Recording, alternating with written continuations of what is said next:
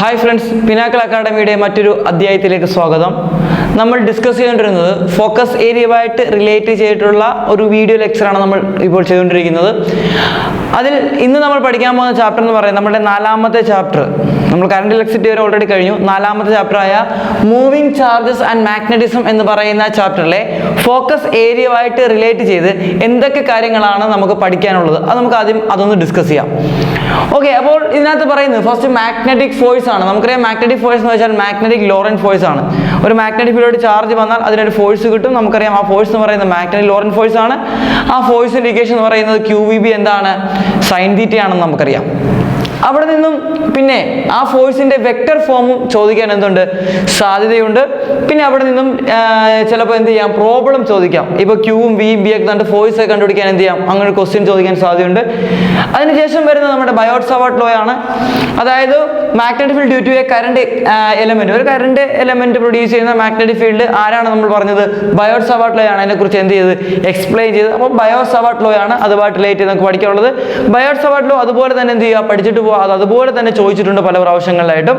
പിന്നെ ബയോട്ട്-സാവാർട്ട് ലോയുടെ ആപ്ലിക്കേഷന് വരുന്ന magnetic field on the axis of A circular loop, ഒരു സർക്കുലർ ലൂപ്പിന്റെ ആക്സിസിൽ പ്രൊഡ്യൂസ് ചെയ്യുന്ന മാഗ്നറ്റിക് ഫീൽഡിന്റെ ഡെറിവേഷൻ, അത് ബയോട്ട്-സാവാർട്ട് ലോയുടെ എന്താണ്, ആപ്ലിക്കേഷൻ ടൈപ്പ് ക്വസ്റ്റ്യൻ ആണ്. ഈ ബയോട്ട്-സാവാർട്ട് ആപ്ലിക്കേഷൻ ടൈപ്പ് ക്വസ്റ്റ്യൻ, ഈ ക്വസ്റ്റ്യന്റെ ഡെറിവേഷൻ നിങ്ങൾ പഠിച്ചു വെക്കണം.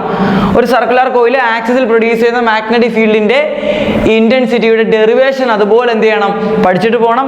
അതുപോലെ തന്നെ അവിടെ നിന്നും ആപ്ലിക്കേഷൻ ടൈപ്പ് ക്വസ്റ്റ്യൻ ചോദിക്കാൻ വളരെ സാധ്യത കൂടുതലുള്ള ഒരു സെക്ഷൻ ആണെന്ന് പറയുന്നത് ഈ സെക്ഷൻ എന്ന് പറയുന്നത്. പിന്നെ ആംപിയർ സർക്യൂട്ടൽ ലോ അല്ലെങ്കിൽ ആംപീരിയൻ സർക്യൂട്ടൽ തിയറം, ഇത് നമ്മുടെ ഗോസസ് തിയറം അറിയാവുന്ന ഒരാൾക്ക് ആംപീരിയൻ സർക്യൂട്ടൽ തിയറം വളരെ വളരെ എന്താണ്, സിമ്പിൾ ആണ്. പിന്നെ ഈ ആംപീരിയൻ സർക്യൂട്ടൽ തിയറത്തിന്റെ ആപ്ലിക്കേഷന് വരുന്ന സോളിനോയിഡും ടോറോയിഡും, ഇത്രയും കാര്യങ്ങളാണ് നിങ്ങളുടെ എവിടെ പറയുന്നത്, ഫോക്കസ് പോയിന്റിൽ പറയുന്നത്. അപ്പോൾ നമുക്ക് ഇതിനകത്ത് ഓരോരോ ടോപ്പിക്കായിട്ട് എന്ത് ചെയ്യാം, ഡിസ്കസ് ചെയ്യാം. നമ്മൾ ഇന്നത്തെ ക്ലാസ്സിൽ ഡിസ്കസ് ചെയ്യുന്നത് നമ്മുടെ ഫോക്കസ് പോയിന്റിൽ ലാസ്റ്റത്തെ ടോപ്പിക്കായ Amperian circuital തിയറമാണ്. Amperes circuital law അല്ലെങ്കിൽ ആംപീരിയൻ സർക്യൂട്ടൽ തിയറം. അപ്പോൾ ആംപിയേഴ്സ് ലോ എന്താണ് പറയുന്നത് നമുക്ക് ആദ്യം നോക്കാം. അപ്പോൾ ഈ ആംപിയേഴ്സ് ലോ എന്താണെന്ന് അറിയുന്നതിന് മുമ്പായിട്ട് നമുക്ക് ഗോസസ് തിയറം നന്നായിട്ട് അറിയാവുന്ന ഒരാൾക്ക് ആംപീരിയൻ സർക്യൂട്ടൽ തിയറം പറയാൻ വളരെ എളുപ്പമാണ്. അപ്പോൾ ഞാൻ ആദ്യം ഗോസസ് തിയറം പറയാം. എന്താണ് ഗോസസ് തിയറം പറയുന്നത്? നമുക്കറിയാം ഗോസ് തിയറം പറയുന്നത് സർഫസ് ഇൻ്റഗ്രൽ ഓഫ് എന്താണ്, E dot ds is equal to 1/ε0 times charge ആണ്. ഇതിനെ കമ്പയർ ചെയ്താണ് നമ്മൾ എന്തിനെ പറയാൻ പോകുന്നത്, ആംപീരിയൻ സർക്യൂട്ടൽ തിയറം പറയാൻ പോകുന്നത്.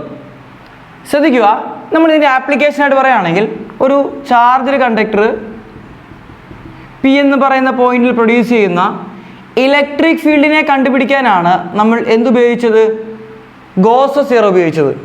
നമ്മൾ ആംപീരിയൻ സർക്യൂട്ടൽ തിയറം ഉപയോഗിക്കുന്നത് ഇവിടെ ചാർജ് ആണ് ഇലക്ട്രിക് ഫീൽഡിനെ പ്രൊഡ്യൂസ് ചെയ്യുന്നതെങ്കിൽ നമുക്കറിയാം ഈ ചാപ്റ്ററിൽ നമ്മൾ പഠിച്ചതാണ് കറണ്ട് ആണ് എന്തിനെ പ്രൊഡ്യൂസ് ചെയ്യുന്നത്, മാഗ്നറ്റിക് ഫീൽഡിനെ പ്രൊഡ്യൂസ് ചെയ്യുന്നത്. അപ്പോൾ ഇവിടെ ചാർജ് വരുന്നിടത്ത് ഇവിടെ എന്ത് വരും, കറണ്ട് വരും. ഇവിടെ ഇലക്ട്രിക് ഫീൽഡാണ് ചാർജ് ഉണ്ടാക്കുന്നതെങ്കിൽ ഇവിടെ കറണ്ട് ഉണ്ടാക്കുന്ന ആരെയായിരിക്കും, മാഗ്നറ്റിക് ഫീൽഡാണ്. പിന്നെ നമ്മൾ ഈ പി എന്ന് പറയുന്ന പോയിന്റിലെ ഇലക്ട്രിക് ഫീൽഡ് കണ്ടുപിടിക്കാൻ നമ്മളിവിടെ ഒരു സർഫസ് എടുത്തായിരുന്നു.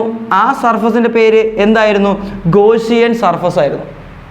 ആ ഗോസിയൻ സർഫസിലൂടെയാണ് ഇലക്ട്രിക് ഫീൽഡ് എന്ത് ചെയ്യുന്നത്, കടന്നു പോകുന്നത് അല്ലേ, നമുക്കറിയാവുന്ന കേസായിരുന്നു അത്.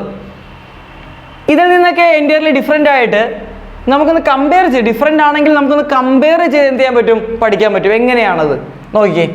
ആംപീരിയൻ സർക്യൂട്ടൽ തിയറം പറയുന്നത് ഇത്രയേ ഉള്ളൂ, the line integral of magnetic field over a closed loop is equal to μ0 times current enclosed in the loop. അതായത് ഒരു ഉദാഹരണത്തിന് ഒരു സ്ട്രേറ്റ് കണ്ടക്ടർ, അതിനകത്തൂടെ പാസ് ചെയ്യുന്ന കറണ്ട് I ആണ്. ഇവിടെ ചാർജ് ആണെങ്കിൽ ഇവിടെ എന്തായിരിക്കും, കറണ്ട് ആയിരിക്കും. നമുക്ക് ഈ പി എന്ന് പറയുന്ന പോയിന്റിലെ മാഗ്നറ്റിക് ഫീൽഡ് കണ്ടുപിടിക്കണം.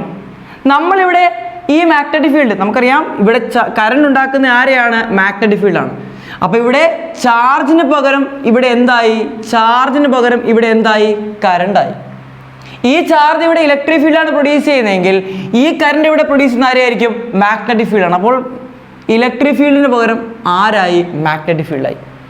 ഇനി അടുത്തത് നമ്മളിവിടെ 1/ε0 അല്ലേ എടുത്തിരിക്കുന്നത്. നമുക്കറിയാം അവിടെ ഇലക്ട്രിക് ഫീൽഡ് ഇക്വേഷനകത്ത് E is equal to 1/4π എന്താണ് എപ്സിലോൺ 0 എന്ന് പറയുന്ന ക്വാണ്ടിറ്റിയാണ് നമ്മൾ ഡിസ്കസ് ചെയ്തത്. ഇവിടെ മാഗ്നറ്റിക് ഫീൽഡിനകത്ത് നമുക്ക് വളരെ വ്യക്തമായി അറിയാം, മാഗ്നറ്റിക് ഫീൽഡ് നമ്മൾ ഡിസ്കസ് ചെയ്യുന്നത് μ0 എന്താണ് 4π ആണ്. ഓക്കെ, 4π രണ്ടിടത്തുണ്ട് 1/4π. ഇവിടെ 1/ε0 വന്നിടത്ത് ഇവിടെ μ0 ആണ് വന്നത്. അപ്പോൾ ഇവിടെ 1/ε0ക്ക് പകരം നമുക്ക് ആരെ വിളിക്കാം? μ0നെ വിളിക്കാം. കമ്പാരിസൺ ആണ്. ഇലക്ട്രിക് ഫീൽഡും മാഗ്നറ്റിക് ഫീൽഡും നമ്മളെ കമ്പാരിസൺ ചെയ്ത് എന്ത് ചെയ്താൽ മതി? പഠിച്ചാൽ മതി. മനസ്സിലായോ? ഇനി ശ്രദ്ധിച്ചേ, ഇനി അടുത്തതാണ് നമുക്കിവിടെ ലൈൻ ഇൻ്റഗ്രലാണ് വന്നിരിക്കുന്നത്, ഇവിടെ സർഫസ് ഇൻ്റഗ്രലാണ് വന്നത്. എന്തുകൊണ്ടാണ് അങ്ങനെ വരാൻ കാരണം?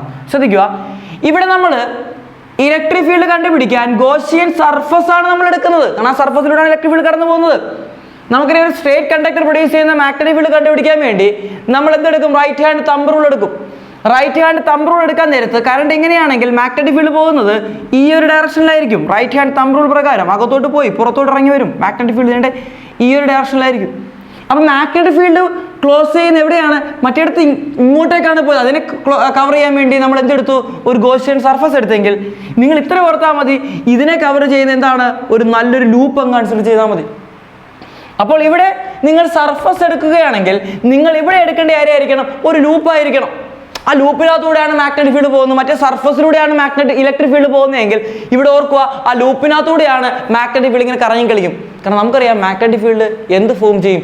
ക്ലോസ്ഡ് ലൂപ്പ് ഫോം ചെയ്യും. ഇലക്ട്രിക് ഫീൽഡ് ഒരിക്കലും എന്ത് ചെയ്യത്തില്ല, അല്ലെങ്കിൽ ഇലക്ട്രിക് ഫീൽഡ് അതിന് ഒരിക്കലും എന്ത് ചെയ്യത്തില്ല? ക്ലോസ്ഡ് ലൂപ്പ് ഫോം ചെയ്യത്തില്ല. മനസ്സിലായോ? ശ്രദ്ധിക്കും. അപ്പോൾ നമ്മളിവിടെ എടുക്കുന്നത് എന്തായിരിക്കും? ഒരു ലൂപ്പാണ് കൺസിഡർ ചെയ്യുന്നത്. ഈ ലൂപ്പിനെ നമ്മൾ വിളിക്കുന്ന പേരാണ് ആംപീരിയൻ ലൂപ്പ്. എന്ത് ലൂപ്പാണ്? Amperian loop. ഇവിടെ ഗോസിയൻ സർഫസിന് പകരം നമ്മൾ ഇവിടെ ഉപയോഗിക്കുന്നതാണ് ആംപീരിയൻ ലൂപ്പ്. ഗോസിയൻ സർഫസിന് പകരം എന്താണ്? Amperian loop. അപ്പൊ നിങ്ങൾ നോക്കിയേ, സർഫസിലൂടെയാണ് ഇലക്ട്രിക് ഫീൽഡ് പോകുന്നത്. ഇവിടെ ആ ലൂപ്പിനകത്താണ് ആര് എൻക്ലോസ് ചെയ്തിരിക്കുന്നത്, അല്ലെങ്കിൽ ആര് കടന്നു പോകുന്നത്? മാഗ്നറ്റിക് ഫീൽഡ് കടന്നു പോകുന്നത്. അപ്പൊ നിങ്ങൾ അവിടെ എന്തെടുത്തു? ഗോസിയൻ സർഫസ് എടുത്താൽ ഓർക്കുക, ഇവിടെ എടുക്കേണ്ടത് ലൂപ്പായിരിക്കും. അവിടെ ആ സർഫസിലൂടെ കടന്നു പോകുന്ന ഇലക്ട്രിക് ഫീൽഡ് ആണെങ്കിൽ ഇവിടെ ആ ലൂപ്പിലൂടെ പോകുന്ന മാഗ്നറ്റിക് ഫീൽഡാണ്.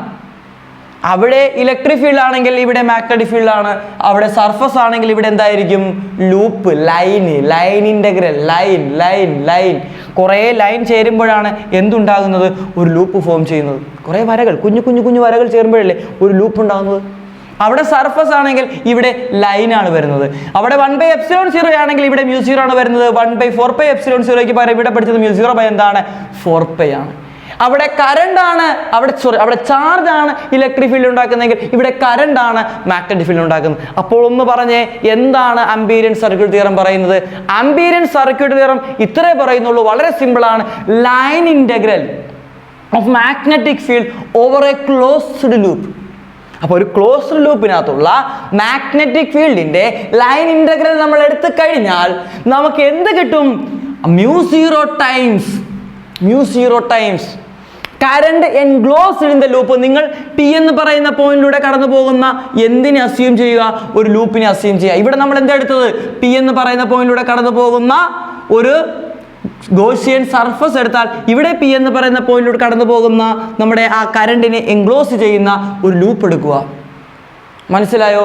അപ്പോൾ അതാണ് എന്ത് പറയുന്നത്? Amperian circuital theorem. ഒന്നുകൂടെ പറയാം, line integral of magnetic flux over a closed loop is equal to μ0 times current enclosed by the loop. ആ ലൂപ്പിൻ്റെ അകത്ത് എൻക്ലോസ് ചെയ്തിരിക്കുന്ന കറണ്ട് എന്നാണ് ആ കറണ്ട്. ഇതാണ് എന്ത്? ആംപീരിയൻ സർക്യൂട്ടൽ തിയറം പറയുന്നത്. വളരെ സിമ്പിൾ തിയറമാണ്. കമ്പയർ ചെയ്ത് പഠിക്കുക. അപ്പോൾ നിങ്ങൾക്ക് വളരെ വ്യക്തമായി ശക്തമായി നിങ്ങൾക്ക് എന്ത് ചെയ്യാൻ പറ്റും? ഇത് മനസ്സിലാക്കി എടുക്കാൻ പറ്റും. കോയിലിനെ കണ്ടോ, ഇങ്ങനെ ചുറ്റി കമ്പിച്ചുരുളെന്ന് മലയാളത്തിൽ പറയും. കമ്പിച്ചുരുളുകൾ. ഇതാണ് നമ്മുടെ സോളിനോഡ് എന്ന് പറയുന്നത്. ഈ സോളിനോഡിനകത്തൂടെ പാസ് ചെയ്യുന്ന കറണ്ടാണ് I എന്ന് പറയുന്നത്. അപ്പോൾ ഈ കറണ്ട് ഇങ്ങനെ കറങ്ങി ഇതിലേക്കൂടെ എന്ത് ചെയ്യും? ഇറങ്ങി വരും. ഓക്കെ ആണല്ലോ. അപ്പോൾ ഇതിനകത്ത് സോളിനോഡിൻ്റെ ഒരു P എന്ന് പറയുന്ന ഒരു പോയിന്റ് എടുത്തു. ഈ P എന്ന് പറയുന്ന പോയിന്റിലെ മാഗ്നറ്റിക് ഫീൽഡ് എന്ത് ചെയ്യണം? നമ്മൾ കണ്ടുപിടിക്കണം. ഇനി കുറച്ച് കാര്യങ്ങൾ ഞാൻ പറഞ്ഞുതരാം, ടിപ്സ് ആണ് പറഞ്ഞു തരുന്നത്, ശ്രദ്ധിക്കുക. ഒരു സോളിനോഡിനകത്ത് മാഗ്നറ്റിക് ഫീൽഡ് ഉണ്ടാകുന്നത് നമുക്കറിയാം. ഒരു സർക്കുലർ കോയിലിനകത്ത് മാഗ്നറ്റിക് ഫീൽഡ് ഉണ്ടാകുന്നത് എങ്ങനെയാണെന്ന് കണ്ടുപിടിക്കാൻ വേണ്ടി നമ്മൾ റൈറ്റ് ഹാൻഡ് തമ്പ് റൂൾ പ്രകാരം ഇവിടെ കേൾ ഫിംഗർ കറണ്ട് ഡയറക്ഷനും തമ്പ് എന്തിൻ്റെ ഡയറക്ഷനായിരിക്കും? തമ്പ് മാഗ്നറ്റിക് ഫീൽഡ് ഡയറക്ഷൻ ആയിരിക്കും. അപ്പോൾ ഇതെടുക്കുകയാണെങ്കിൽ ഇങ്ങനെ എടുക്കുമ്പോഴത്തേക്കും അകത്തോട്ടല്ലേ പോകുന്നത്, അകത്തോട്ടേക്ക് മാഗ്നറ്റിക് ഫീൽഡിനെ കാണിക്കാൻ വേണ്ടി നമ്മൾ എന്താ കൊടുക്കുന്നത്, ക്രോസ് കൊടുക്കും. അതുപോലെ തന്നെ നിങ്ങൾ ഇവിടെ നോക്കിയേ, ഇവിടെ കറണ്ട് ഇങ്ങനെ ഫ്ലോ ചെയ്യുകയാണല്ലോ, കറണ്ട് ഇങ്ങനെ എന്ത് ചെയ്യുകയാണ്, ഫ്ലോ ചെയ്യുകയാണ്. അപ്പോൾ മാഗ്നറ്റിക് ഫീൽഡ് എങ്ങോട്ടേക്കായിരിക്കും, അങ്ങോട്ടേക്കായിരിക്കും. അപ്പോൾ ഓർക്കുക, ഒരു സോളിനോട് നമ്മൾ കൺസിഡർ ചെയ്താൽ കറണ്ട് ഇങ്ങനെയാണ് ഫ്ലോ ചെയ്യുന്നതെങ്കിൽ അവിടുത്തെ മാഗ്നറ്റിക് ഫീൽഡ് ഡയറക്ഷനാണ് ഞാൻ ഈ വരച്ചു വെച്ചിരിക്കുന്നത്. മാഗ്നറ്റിക് ഫീൽഡ് ഡയറക്ഷനാണ് വരച്ചു വെച്ചിരിക്കുന്നത്. നമുക്കറിയാം മാഗ്നറ്റിക് ഫീൽഡ് എന്ത് ഫോം ചെയ്യും, ഒരു ക്ലോസ്ഡ് ലൂപ്പ് എന്ത് ചെയ്യും, ഫോം ചെയ്യും. ഓക്കെ, ഇതാണ് അവിടുത്തെ മാഗ്നറ്റിക് ഫീൽഡ് ലൈനിൻ്റെ ഡയറക്ഷൻ എന്ന് പറയുന്നത്. കണ്ടോ നിങ്ങൾ നോക്കിയേ, എവിടെയാണ് മാഗ്നറ്റിക് ഫീൽഡ് ഏറ്റവും കൂടുതൽ? മാഗ്നറ്റിക് ഫീൽഡ് ഏറ്റവും കൂടുതൽ എന്ന് പറയുന്നത് എവിടെയായിരിക്കും, നമ്മുടെ സോളിനോഡിൻ്റെ അകത്തായിരിക്കും. സോളിനോഡിൻ്റെ അകത്ത് മാഗ്നറ്റിക് ഫീൽഡ് ലൈനിൻ്റെ എണ്ണം വളരെ വളരെ കൂടുതലാണ്. നിങ്ങൾ പുറത്തോട്ട് പോകുന്ന നേരത്ത് ഒരിക്കലും രണ്ട് ലൈൻസ് എന്ത് ചെയ്തില്ല, ഇൻ്റർസെക്റ്റ് ചെയ്യത്തില്ല. ഓക്കെ, ഇങ്ങനെ കാരണം ഈ ഒരു രീതിയിലായിരിക്കും അവിടെ മാഗ്നറ്റിക് ഫീൽഡ് എന്ത് ചെയ്യുന്നത്, ഫോം ചെയ്യുന്നത്. അപ്പോൾ നിങ്ങൾക്ക് മനസ്സിലാവും, നമ്മുടെ ഒരു സോളിനോഡിൻ്റെ ഔട്ട്സൈഡ് നോക്കുകയാണെങ്കിൽ, ഔട്ട്സൈഡിൽ നിങ്ങൾ പോയിന്റ് എടുത്ത് നോക്കുകയാണെങ്കിൽ അവിടെയെല്ലാം മാഗ്നറ്റിക് ഫീൽഡ് സ്ട്രെങ്ത് വളരെ കുറവായിരിക്കും, കാരണം ഫീൽഡ് ലൈൻ കുറവാണ്. നിങ്ങൾ ഇൻസൈഡ് എടുത്താലോ, ബൾക്കായിട്ട് എവിടെയാണ് ഫീൽഡ് ലൈൻ ഉള്ളത്, അകത്താണ്. അപ്പോൾ ഇൻസൈഡിൽ ഒരു സോളിനോഡിൻ്റെ ഇൻസൈഡ്, ആ സോളിനോഡ് ഇൻസൈഡിലായിരിക്കും മാഗ്നറ്റിക് ഫീൽഡിൻ്റെ സ്ട്രെങ്ത് ഏറ്റവും കൂടുതൽ, പുറത്ത് വളരെ എന്തായിരിക്കും, കുറവായിരിക്കും. ഓക്കെ, ആ ഒരു ഐഡിയ വേണം, എങ്കിലേ നമുക്ക് മുന്നോട്ട് പോകാൻ കഴിയത്തുള്ളൂ. ഓക്കെ, നമ്മൾ ഇനി അർത്ഥം എന്താ, ആംപീരിയൻ ലൂപ്പ്. നല്ലൊരു ആംപീരിയൻ ലൂപ്പ് നിങ്ങൾ നോക്കിയാൽ, ആംപീരിയൻ ലൂപ്പ് ജസ്റ്റ് ക്ലോസ് ചെയ്താൽ മാത്രം മതി കേട്ടോ, വേറെ ഒന്നുമില്ല. ഓക്കെ, ഞാൻ ഒരു ആംപീരിയൻ ലൂപ്പ് എടുക്കുവാണ്. ഒരു റെക്റ്റാങ്കുലർ ഷേപ്പുള്ള ഒരു ആംപീരിയൻ ലൂപ്പ് എടുക്കുന്നു, പേര് വിളിക്കുന്നു, എ കാരൻ, ബി കാരൻ, സി കാരൻ, ഡി കാരൻ. ഓക്കെ, ആംപീരിയൻ ലൂപ്പ് ഞാൻ കൺസിഡർ ചെയ്തു.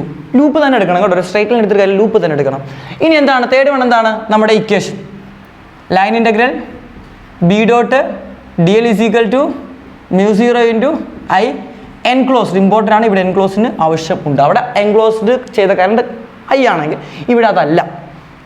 ഓക്കെ, ഇനി നമ്മൾ അടുത്ത് എന്താ ചെയ്യുന്നത്, ഈ ലൈൻ വെച്ചാൽ A B C D A ആണ്. ഈ ലൈനെ ഞാൻ സ്പ്ലിറ്റ് ചെയ്യാൻ പോവാണ്. എങ്ങനെ സ്പ്ലിറ്റ് ചെയ്യുന്നു നിങ്ങൾ നോക്കിയേ, അതിനെ സ്പ്ലിറ്റ് ചെയ്ത് കണ്ടോളുക. ലൈൻ ഇൻ്റഗ്രൽ അതിനെ സ്പ്ലിറ്റ് ചെയ്ത് ആദ്യം A to B B dot D L plus പിന്നെ B to C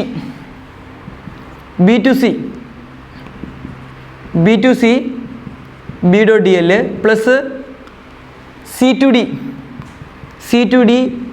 B dot D L plus D to A B dot D L is equal to അതുപോലെ തന്നെ എന്താണ് μ0 ഇൻറ്റു ഐ എൻക്ലോസ്ഡ്. ക്ലിയർ ആണോ?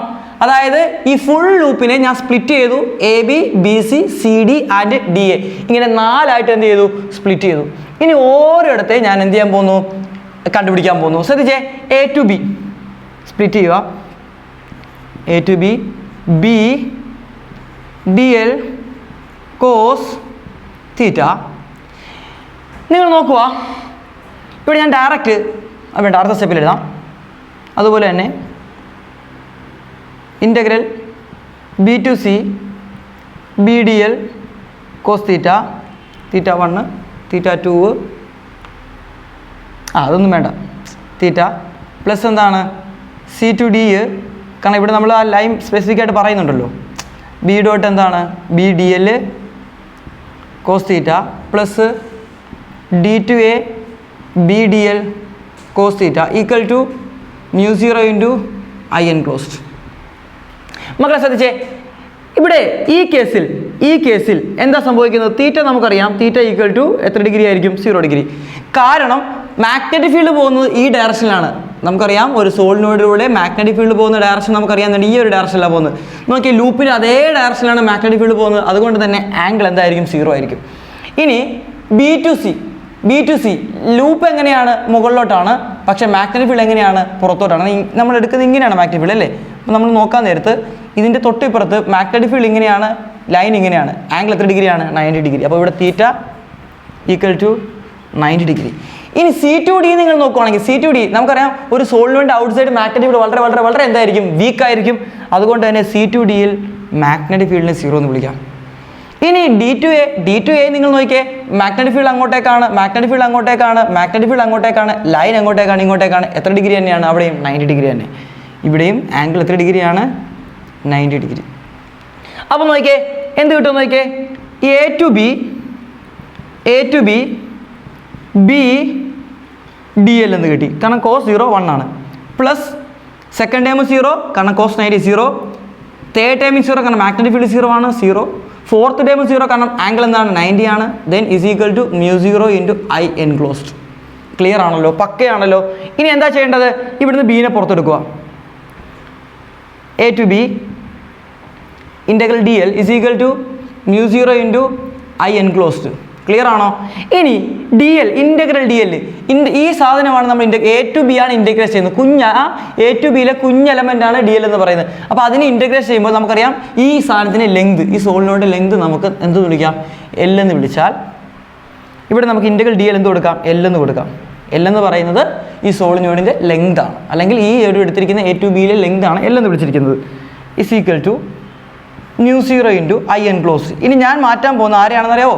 ഈ I എൻക്ലോസ്ഡിനെയും കൂടി ഇവിടുന്ന് മാറ്റിക്കഴിഞ്ഞാൽ നമ്മുടെ equation ആയി കഴിഞ്ഞു. I എൻക്ലോസ്ഡിനെയും കൂടി ഇവിടെ എന്ത് ചെയ്യാം? ഒന്ന് മാറ്റിയേക്കാം. I enclosed. ശ്രദ്ധിക്കുക, നമ്മുടെ സോളിനോഡിനകത്തുള്ള ക്യാപിറ്റൽ N എന്ന് പറയുന്നത് ടോട്ടൽ നമ്പർ ഓഫ് ടേൺസ് ആണ്.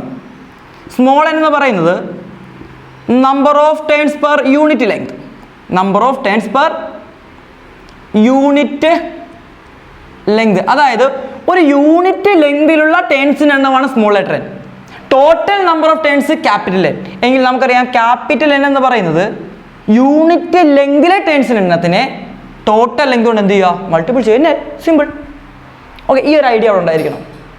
ശ്രദ്ധിക്കുക, ഒരു ടേണിലൂടെയുള്ള കറണ്ട് I എന്ന് പറയുന്നത് current passing through one coil, ഒരു കോയിലൂടെയുള്ള കറണ്ടാണ് I എന്ന് പറയുന്നത്. അപ്പോൾ ഈ ഒരു ലൂപ്പിനകത്ത് എൻക്ലോസ് ചെയ്തിരിക്കുന്ന കറണ്ട് പറയുകയാണെങ്കിൽ ഇവിടെ എത്ര നമ്പർ ഓഫ് ടേൺസ് ഉണ്ട്? n നമ്പർ ഓഫ് ടേൺസ് ഉണ്ട്. ഒരു ടേണിലൂടെയുള്ള കറണ്ടാണ് I എങ്കിൽ n ടേണിലൂടെയുള്ള കറണ്ട് എന്തായിരിക്കും? അതാണ് I എൻക്ലോസ്ഡ് എന്ന് പറയുന്നത്. I enclosed. എന്താണ് I എൻക്ലോസ്ഡ് എന്ന് പറയുന്നത്? ഈ ലൂപ്പിനകത്ത് എൻക്ലോസ് ചെയ്തിരിക്കുന്ന കറണ്ട്. ഈ ലൂപ്പിൽ നമ്മൾ എടുത്തിരിക്കുന്ന ലൂപ്പിനകത്ത് n നമ്പർ ഓഫ് ടേൺസ് ഉണ്ടെന്ന് അസ്യൂം ചെയ്യുക. അപ്പോൾ നമുക്ക് പറയാം n ഇൻറ്റു ഒരു ടേണിലൂടെയുള്ള കറണ്ട് I ആണെങ്കിൽ n ഇൻറ്റു I. തീർന്നില്ല, കുറച്ചുകൂടെ കലാപരിപാടി ഉണ്ട്. ഇനി n എന്താണ്? Total number of turns. എങ്ങനെയാണ് ടോട്ടൽ നമ്പർ ഓഫ് ടേൺസ് കണ്ടുപിടിക്കുന്നത്? Number of turns per unit ലെങ്തിനെ ടോട്ടൽ ലെങ്ത് കൊണ്ട് മൾട്ടിപ്പിൾ ചെയ്യുക. NL ഇൻറ്റു I ഇട്ട് കൊടുത്താൽ ആൻസർ ആയി. എന്ത് കിട്ടി? BL is equal to μ0 I enclosed. എന്താണ് I enclosed? N L I വെട്ടി ചത്തുപോയി. ഇതേ കിട്ടിയ answer. B is equal to μ0 NI. B is equal to μ0 NI. ഇതാണ് എന്ത് പ്രൊഡ്യൂസ് ചെയ്യുന്നത്? ഒരു സോളിനോയിഡ് അതിൻ്റെ സെൻറ്ററിൽ മിഡിൽ പ്രൊഡ്യൂസ് ചെയ്യുന്ന മാഗ്നറ്റിക് ഫീൽഡ് ഇക്വേഷൻ μ0 NI, അല്ലെങ്കിൽ ഒരു സോളിനോയിഡിൻ്റെ അകത്ത് പ്രൊഡ്യൂസ് ചെയ്യുന്ന മാഗ്നറ്റിക് ഫീൽഡ് ഇക്വേഷൻ എന്താണ്? μ0 NI. അപ്പോൾ ഈ μ0 NI അല്ലെങ്കിൽ ഇവിടുത്തെ മാഗ്നറ്റിക് ഫീൽഡ് ആരെയൊക്കെ ഡിപ്പെൻഡ് ചെയ്യും? കറണ്ടിനെ ഡിപ്പെൻഡ് ചെയ്യും. പിന്നെ ആരെ ഡിപ്പെൻഡ് ചെയ്യും? Number of turns per unit length. ഒരു യൂണിറ്റ് ലെങ്തിലുള്ള ടേൺസിൻ്റെ എണ്ണത്തിന് എന്ത് ചെയ്യും? ഡിപ്പെൻഡ് ചെയ്യും. മനസ്സിലായോ? ഇതാണ് ഇവിടുത്തെ കൺസെപ്റ്റ് എന്ന് പറയുന്നത്. ക്ലിയർ ആയെന്ന് വിശ്വസിക്കുന്നു.